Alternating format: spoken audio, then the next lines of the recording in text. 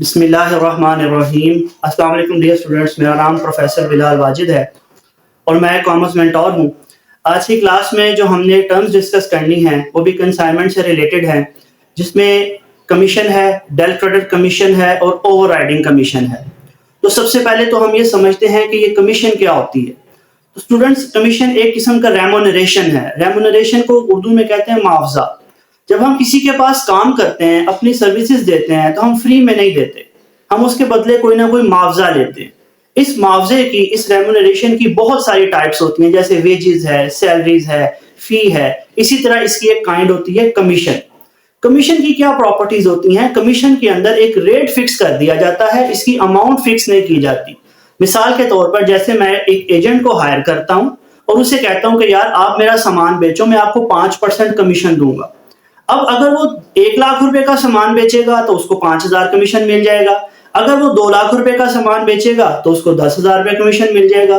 इस तरह जैसे जैसे वो अपनी सेल को बढ़ाता रहेगा, उसकी कमीशन की अमाउंट बढ़ती रहेगी, लेकिन रेट फिक्स रहेगा। ये कमीशन की प्रॉपर्टी है कि कमीशन की जो रेट होता है वो फिक्स होता है, लेकिन जितना आपका जो एजेंट है वो जितने अच्छे तरीके से अपनी सेल को बढ़ाता जाएगा, उसकी अमाउंट ऑफ कमीशन बढ़ती जाएगी, रेट ऑफ कमीशन कांस्टेंट रहेगा।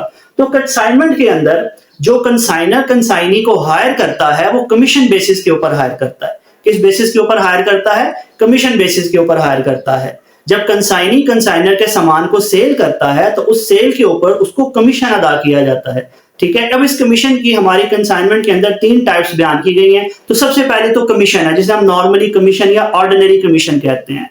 दोनों वर्ड पेपर में आते हैं। बाज़ औक़ात वो आपसे पूछ लेता है डिफाइन कमीशन, और बाज़ औक़ात वो आपसे पूछता है व्हाट इज ऑर्डिनरी कमीशन। तो ऑर्डिनरी कमीशन या कमीशन वो एक ही चीज है। वो क्या है, उसकी डेफिनेशन मेरे सामने लिखी है, आप देखेंगे।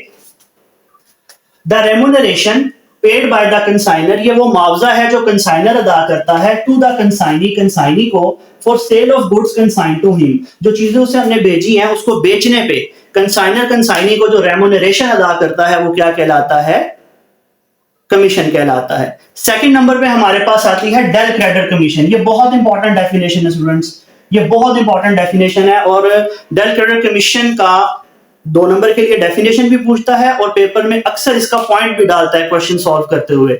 डेल क्रेडिट कमीशन को पहले हम समझते हैं कि ये होती क्या है, बाद में इसकी हम डेफिनेशन को पढ़ेंगे। देखिए स्टूडेंट्स, कंसाइनमेंट के अंदर जितनी गुड्स होती हैं उसमें रिस्क और रिवॉर्ड सारे का सारा बिलोंग्स टू कंसाइनर होता है। यानी कि जितना भी उन गुड्स के साथ रिस्क अटैच है वो भी कंसाइनर का है, और जितना रिवॉर्ड अटैच है वो भी कंसाइनर का है। अब इसमें एक प्रॉब्लम आती है। फर्ज करें कि कंसाइनर ने कंसाइनी को सामान भेजा और कंसाइनी ने वो अपनी मार्केट में बेच दिया। अब हमें पता है बिजनेस मार्केट के अंदर कैश पे सेल इतनी ज्यादा नहीं होती, हमें बादिल ना खास्ता, चाहते या ना चाहते हुए भी हमें क्रेडिट पे चीजों को बेचना पड़ता है। कंसाइनी ने क्रेडिट पे चीजों को बेच दिया। अब जिनको उसने बेचा उन पार्टीज ने पेमेंट ही नहीं की, उन पार्टीज ने पेमेंट नहीं की। अब टेक्निकली ये सारे का सारा लॉस कंसाइनर को बेयर करना पड़ेगा। हालांकि कंसाइनर ने वो चीजें सेल नहीं की, कंसाइनर के एजेंट ने सेल की हैं, लेकिन टेक्निकली ये जितना भी सारे का सारा लॉस है ये कंसाइनर को बेयर करना पड़ेगा। अब कंसाइनर क्या करता है? कंसाइनर कंसाइनी के साथ एक कॉन्ट्रैक्ट कर लेता है, उसे कहता है कि देखो भाई, मैं आपको कमीशन दे रहा हूं, मैं आपको 5% कमीशन दे रहा हूं। मैं आपको कितने परसेंट कमीशन दे रहा हूं? 5% कमीशन दे रहा हूं। आप एक काम करो, आप मेरे से 5% और ले लो, आप मेरे से 5% और ले लो, टोटल आप मेरे से 10% कमीशन ले लो, लेकिन बैड डेट्स का लॉस मैं बर्दाश्त नहीं करूंगा। पैसों की रिकवरी करना आपकी जिम्मेदारी है, पैसों को रियलाइज करना आपकी जिम्मेदारी है। अब क्या होगा? अब वो जो रिस्क है ना बैड डेट्स का, वो ट्रांसफर हो जाएगा कंसाइनी पे। अब अगर कंसाइनी ने चीजें उधार पे बेची हैं तो अब वो पैसे रिकवर करके देगा हर हाल में। अगर वो रिकवर करके नहीं देगा तो वो अपनी जेब से देगा। ठीक हो गया? तो ये एक्स्ट्रा कमीशन होती है, रेगुलर कमीशन के अलावा होती है, जो कंसाइनर कंसाइनी को देता है। किस लिए? ताकि बैड डेट्स का जो लॉस है वो कंसाइनर बर्दाश्त ना करे, वो कंसाइनी के ऊपर शिफ्ट हो जाए, कंसाइनी बर्दाश्त करे। ठीक हो गया? अब इसकी डेफिनेशन पढ़ते हैं। एक्स्ट्रा या एडिशनल कमीशन है, ये एक्स्ट्रा कमीशन है। 5% तो नॉर्मल थी ना, ये 5% एक्स्ट्रा है, एक्स्ट्रा कमीशन है। एक्स्ट्रा कमीशन है which is over and above the regular subscription. ये मैंने ब्रैकेट में लिखा है, इसका मतलब ये है कि ये रेगुलर कमीशन के अलावा है। रेगुलर कमीशन है 5% और उसके ऊपर जो कमीशन है वो 5% है।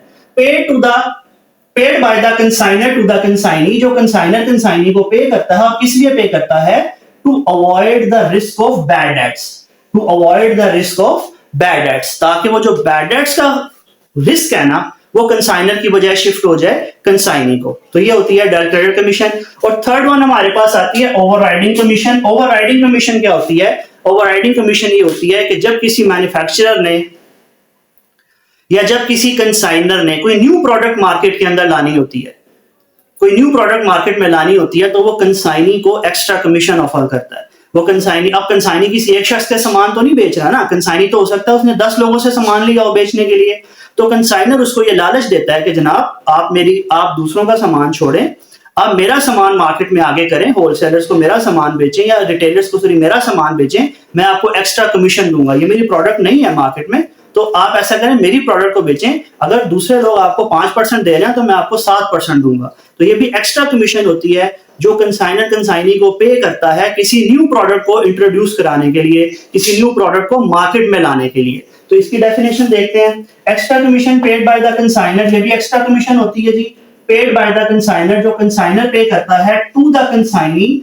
किस लिए पे करता है? To push a new product in the market, ताकि वो जो कंसाइनर ने न्यू प्रोडक्ट लॉन्च की है, अब कंसाइनर खुद तो घर घर जाके या गली गली जाके या मार्केट मार्केट जाके उसको एडवर्टाइज नहीं करेगा ना, तो वो ये काम कंसाइनी को सौंप देता है कि जनाब ये मेरी प्रोडक्ट है, ये नई प्रोडक्ट है, आप इसको बेचें, आप इसको बेचें और मेरे से एक्स्ट्रा कमीशन है। अक्सर हमने ये देखा होगा कि जब हम परचून वाले के पास जाते हैं ना, तो फर्ज करें हमने उससे कहा कि सर मुझे वो एक्स कंपनी का नमक दे दें, तो वो परचून वाला हमसे कहता है कि सर आप ये यूज ना करें, आप ये यूज करें, ये ज्यादा अच्छा है, मैं भी घर में यही यूज कर रहा हूँ।